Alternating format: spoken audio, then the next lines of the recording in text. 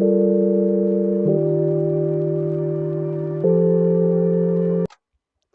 everyone and welcome back to the channel. In today's video we are going to be ranking all Mass Effect companions from across the original trilogy, not including Andromeda. I might do a separate video on that at some point, but all the characters from the original trilogy. Starting off, we've got Kaidan Alenko. He's solid.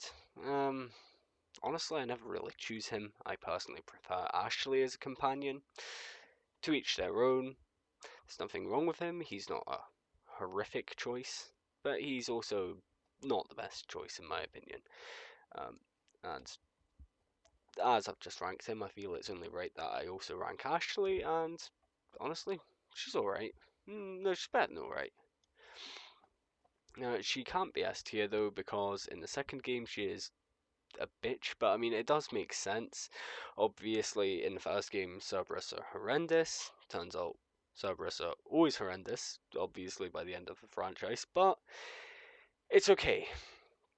So, yeah, and eventually she comes around at Mass Effect 3, so I suppose it's not really her fault. She is right to be, you know, unsure of Shepard, I suppose. I mean, Shepard was dead. Um, yeah, okay, Arya. Uh, she has some good dialogue. I mean, we only ever get to see her in the Mass Effect 3 DLC, like as a companion. If we also include her on Omega in Mass Effect 2, then yeah, she's alright, but no, just as a companion, she's alright. Not much to say. She has a few good lines of dialogue. She's an interesting character, but I mean, yeah, she's alright. That's it, really.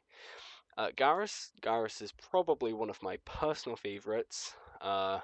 Be between him, Miranda, and maybe Rex or Tali.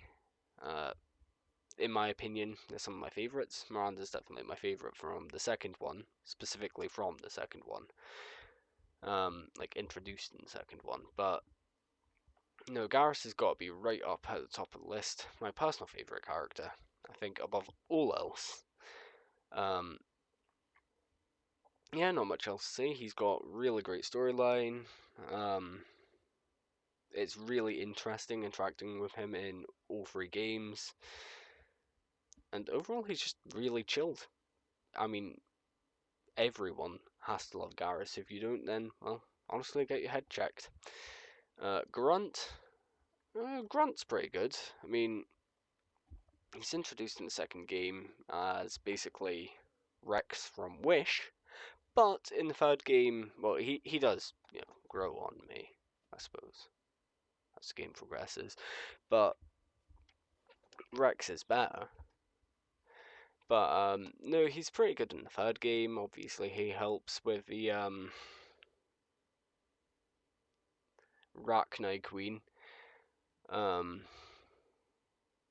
certain, can't remember what the conditions are, but yeah, in certain conditions, he will quite literally go and die to help protect Shepard. Jacob, one of the worst companions in the franchise. In the second game, he's alright, but for anyone that has played the third game, he is horrendous.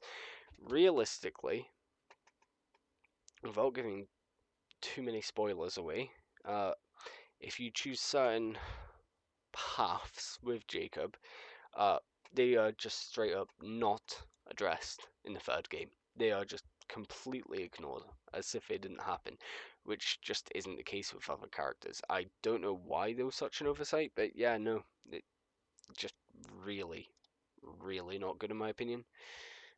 James, again, he's sort of a whatever character. He exists. I don't really know what else to say. Javik's alright. He's really interesting, especially getting to learn more about the Protheans. It's obviously their reference throughout the series, but until you meet him, you don't actually get to really interact with a Prothean directly. You do get, obviously, certain, like, flashes in the first game and stuff, but you don't get to actually interact with one as they're extinct. Oh, what's her name?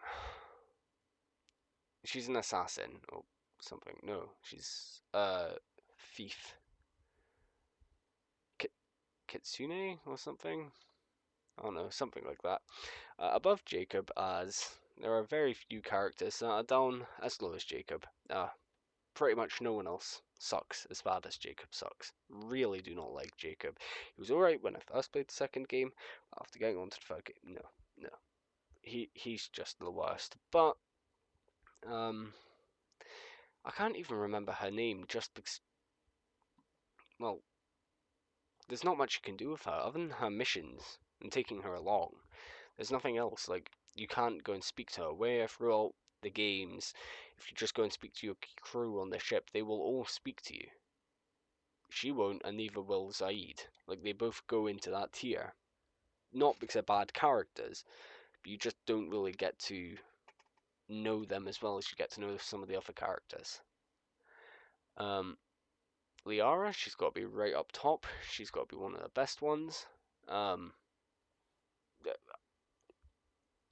don't even know where to begin.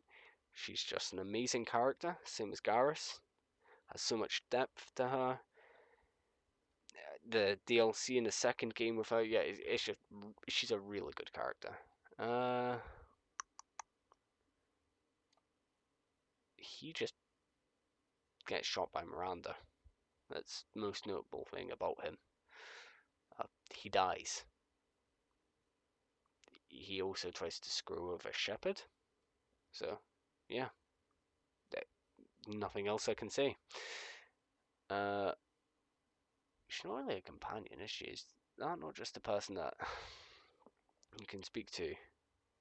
Like the secretary. Yeah. Again, well, no, you can speak to her, so she'll go C. C is just an alright character that I don't like or dislike. D is just unremarkable, and F are the ones I dislike, to clarify. Nothing to really say. Legion. Legion is a very interesting character. I do really like them, I guess, as it's not a person, it's a robot. It's made up of loads of little bits of robot technology or whatever.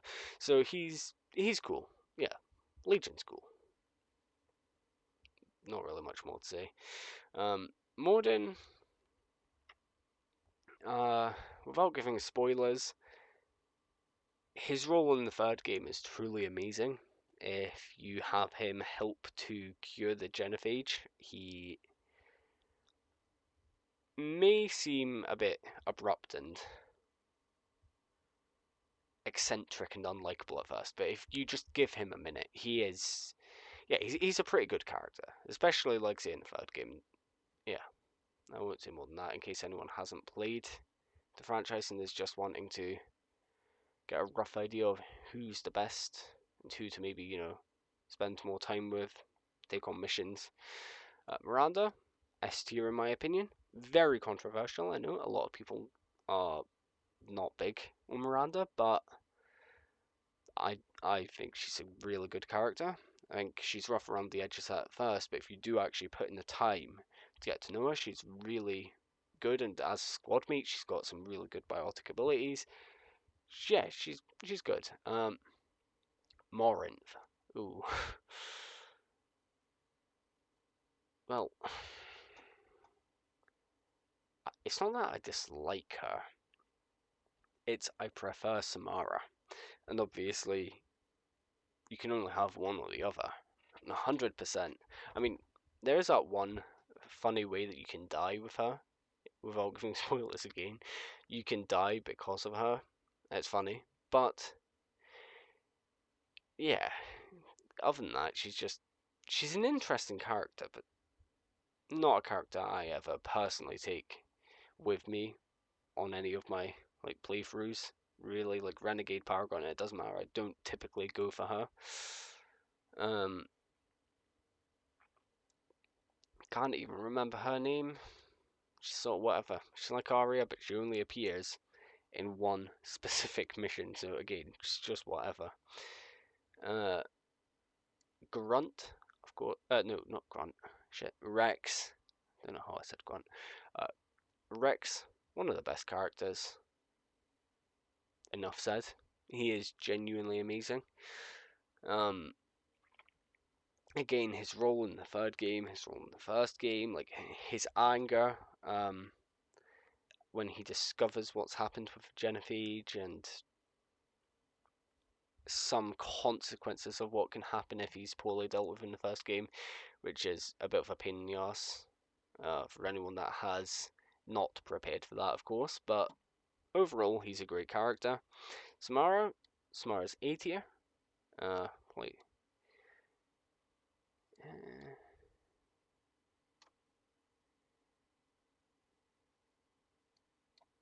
yeah, that's roughly in order.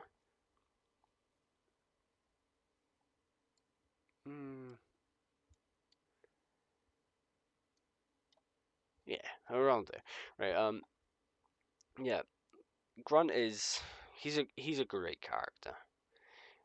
He's one of the original characters. He's got so much depth to him. He's a great squad mate. He's really useful on missions. Obviously, he's a little tank, so yeah, really useful. Edie, well, it depends. Edie in the third game, where she is actually a companion, is alright. But if you include her role in the second game, because technically it's still Edie, she just doesn't have a physical metal body, I'd say she's pretty great. Overall, it's great being able to speak to her, learn stuff. Yeah, I'd say Edie's pretty high up. Jack, either A or B. I mean, she's got, again, sort of like Miranda, she's rough around the edges, but she's not dislikable. She's not S tier, but I wouldn't put her below A. I think that'd be a bit unfair. She's just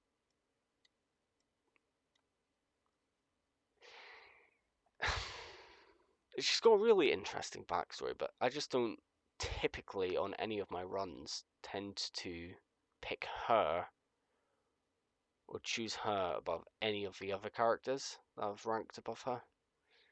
Typically. Tally, straight S tier. Uh, Amazing character, amazing throughout the entire franchise. First, second, third game, she's amazing. Really useful. Great to interact with. Great as companion. Romance path with her, everything's great. Like I say, well, that's the same for most of S tier. Every single path with Tally is really, really good, in my opinion. And Fane. S tier because when honestly, it's the way the third game plays out with him. It's just so sad. Because obviously he's dying in the second game. When he does eventually die in the third game, it's just really sad. He's a really just honourable, nice guy. Yeah, pretty great. Now let's see the community rank. Garrus S tier, fair enough. All these A tier, okay. I thought Miranda would be considerably lower. Didn't expect Rex to be so much lower. I mean, same tier as James?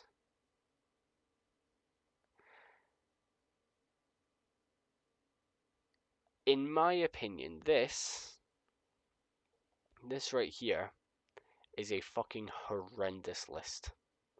I genuinely do not know who came up with this list, but that list is fucking awful.